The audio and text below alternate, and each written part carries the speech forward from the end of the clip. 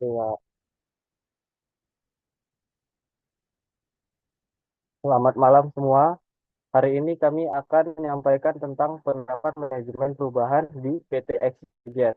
Materi ini membahas langkah-langkah strategis yang diambil untuk menghadapi tantangan di pasar dan bagaimana perusahaan memastikan keberhasilannya dalam perubahan tersebut. Oke, next, Kak. Seperti yang kita ketahui, PT XYZ adalah perusahaan manufaktur elektronik yang harus beradaptasi dengan perubahan teknologi dan kebutuhan konsumen. Manajemen telah memutuskan untuk menerapkan perubahan besar, termasuk adopsi teknologi baru, restrukturisasi organisasi, dan peningkatan layanan pelanggan demi tetap relevan dan kompetitif. Oke, Pak.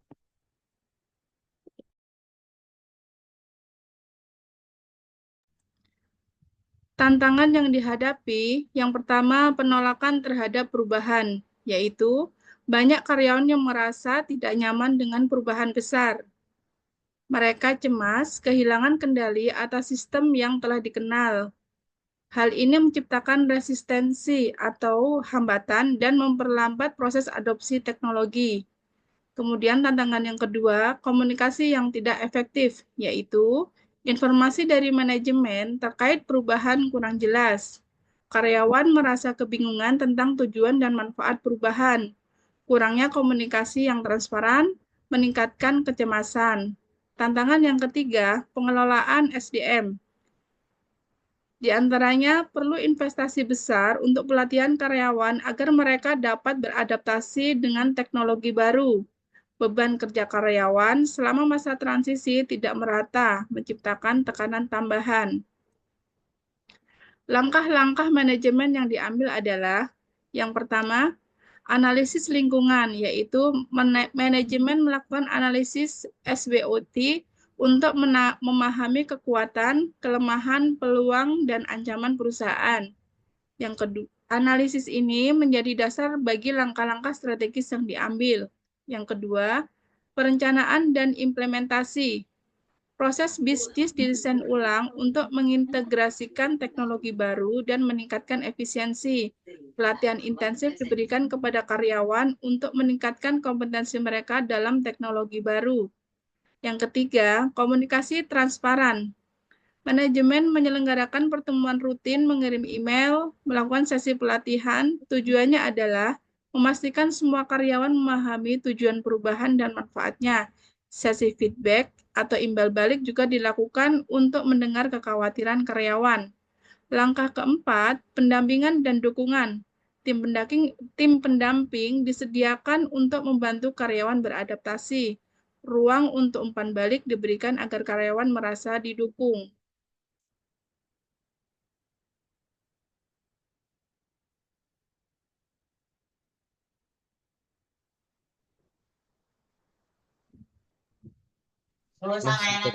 Hasil dan pembelajaran yang diambil adalah pertama ada hasil yang capai, yaitu produktivitas perusahaan meningkat secara signifikan.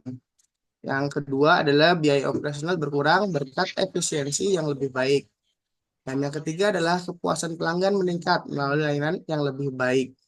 Dan untuk pembelajaran utamanya adalah pentingnya untuk memiliki rencana perubahan yang sistematis dan melibatkan semua pihak.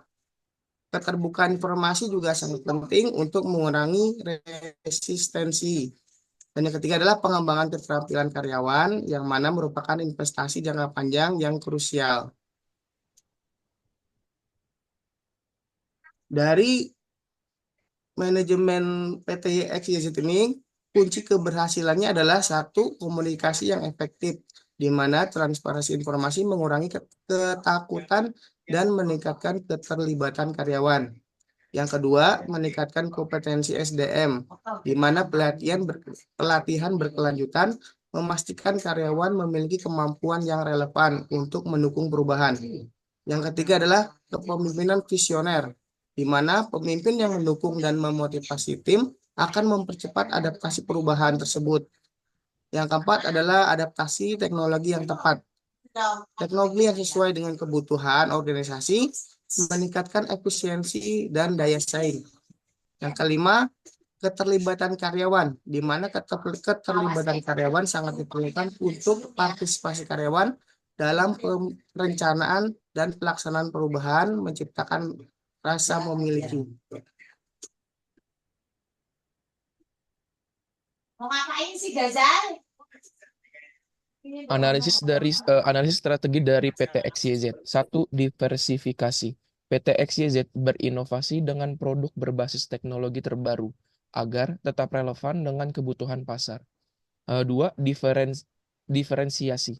Fokus pada kualitas produk dan layanan pelanggan untuk membedakan diri dari pesaing. Yang ketiga, peningkatan SDM. Pelatihan yang berkelanjutan memastikan bahwa SDM menjadi aset strategis yang mendukung perubahan. 4. Komunikasi internal. Keterbukaan dalam komunikasi memastikan bahwa setiap pihak memahami perubahan dan tujuannya. Selanjutnya kesimpulan dari PT XYZ, kunci keberhasilan komunikasi efektif, pelatihan yang memadai, dan kepemimpinan visioner menjadi fondasi keberhasilan.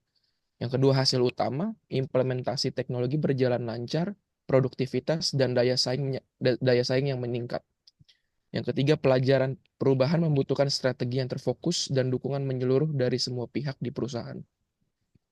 Sekian presentasi dari kami, kelompok 7. Terima kasih atas perhatiannya. Assalamualaikum warahmatullahi wabarakatuh.